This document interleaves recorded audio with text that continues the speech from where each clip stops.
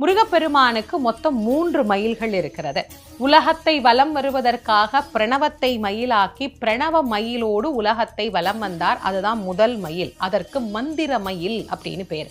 சூரனை சம்ஹாரம் செய்வதற்கு புறப்பட்ட போது தேவேந்திரன் மயிலாக இருந்து முருகனை சுமந்தார். அது தேவமயில் அப்படின்னு பேரு. அசுரனை சம்ஹாரம் பண்ணின பிறகு சூரன் சேவலாகவும் மயிலாகவும் மாறி முருகப்பெருமானை தாங்கி கொண்டார். அந்த மயிலுக்கு அசுரமயில் அப்படின்னு பேரு.